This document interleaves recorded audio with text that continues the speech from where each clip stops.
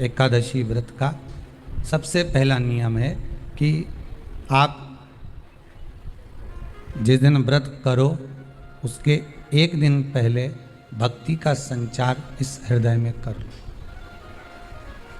भक्ति का संचार इस हृदय में कर लीजिए। जिस दिन आप व्रत करो, जैसे एकादशी का व्रत कर रहे हो तो दशमी के दिन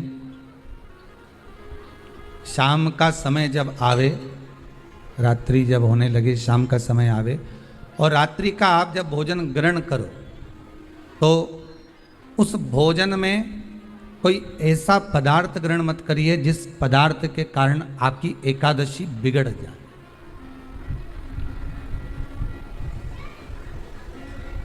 कोई बेकार भोजन हमें ग्रहण नहीं करना, श्रेष्ठ भोजन ग्रहण करिए दशमी। और एकादशी का दूसरा नियम बहुत ध्यान से सुनिएगा। जिस दिन आपकी एकादशी का व्रत हो उस दिन प्रयास करिएगा कि अपने हाथ से किसी भी वृक्ष की कोई पत्ती टूटे ना। अपने हाथ से किसी भी वृक्ष की, पौधे की, किसी भी वृक्ष की पत्ती अपने हाथ से ना टूटे। बहुत ध्यान दीजिएगा महाराज। एकादशी का ये दूसरा नियम है कि अपने हाथ से किसी पौधे की, किसी वृक्ष की, किसी डाली की कोई पत्ती टूटे ना, कोई पत्ती ना टूटे, इसका प्रयास करिए।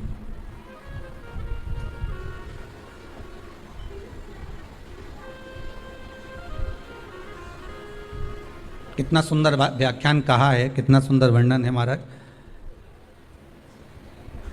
कि मात्र एकादशी का व्रत कर लेने पर, मात्र एकादशी का व्रत कर लेने पर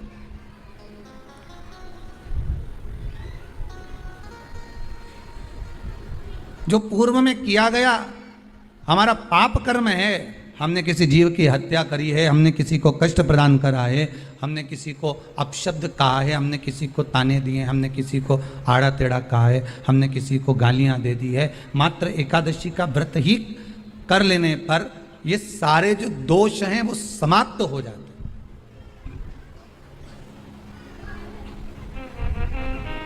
सारे दोष हमारे समाप्ति पर आ जाते हैं।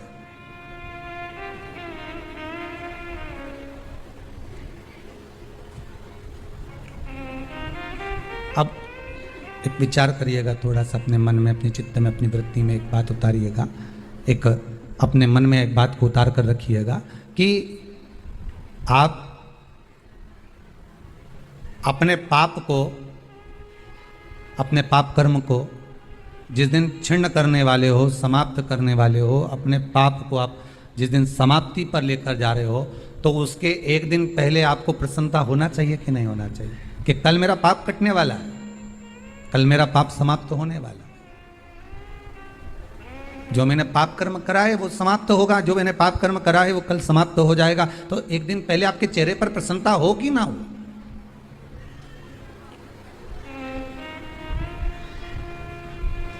और चेहरे पर वो प्रसन्नता आपके आना चाहिए कि कल मेरा एकादशी का व्रत है, आज दशमी है, कल एकादशी का व्रत है, तो कल मेरी जब एकादशी का व्रत रहेगा तो मेरा ना जाने कितना कितना पाप, कितना असत्य, कितना झूठ, कितना प्रपंच वो समाप्त हो जाएगा। इसमें मुझे प्रसन्नता हो, इसमें मुझे आनंदता हो।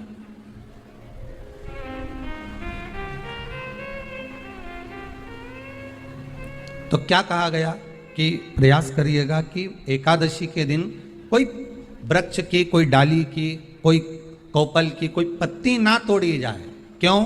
तो कहा अगर उस पत्ती को हम तोड़ देते हैं, वृक्ष की पत्ती को या क्यारे में लगी हुई कोई डाली की पत्ती को हम तोड़ देते हैं तो एकादशी का पुण्य फल प्राप्त नहीं होता, एकादशी का कोई फल हमारे खाते में नहीं जाता, पुण्य फल प्राप्त। अब फिर भले तुम चाहे तुमने मोरधन खाया हो, चाहे तुमने फिर चिप्स खाई हो, चाहे तुमने फिर व्रत का कितना ही सामान खा गए और तुमने सोचा कि आज मेरी एकादशी है, तो फिर उसका कोई फल प्राप्त नहीं है, उसका कोई सुख प्राप्त नहीं है आपको, फिर उसका कोई आनंद प्राप्त नहीं है आपको। याद रखिए गौदान और एकादशी, श्रीमद् वल्लभाचार्य जी ने मायावत का खंडन करा था जगन्नाथपुरी में, और श्रीमद् वल्लभाचार्य जी ने कहा था एकादशी मरने के बाद मत दो, एकादशी जीते जीते।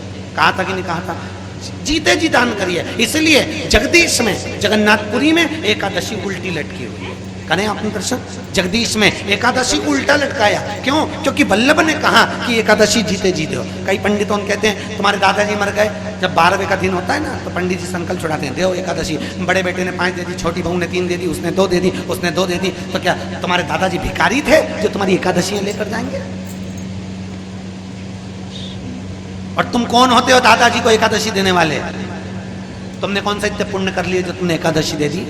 एकादशी के दान की महत्वता श्रीमद् वल्लभाचार्य जी ने कहा कि कोई व्यक्ति अगर खटिया पर सड़ रहा है, पलंग पर तड़प रहा है, हॉस्पिटल में पड़ा हुआ है, तो निवेदन है कि उसको देखने जाओ तो अपनी करी हुई एकादशी में से 2 एकादशी का दान उसको तुरंत दे दो। क्यों? तो जिससे उसको मोक्ष मिल जाए।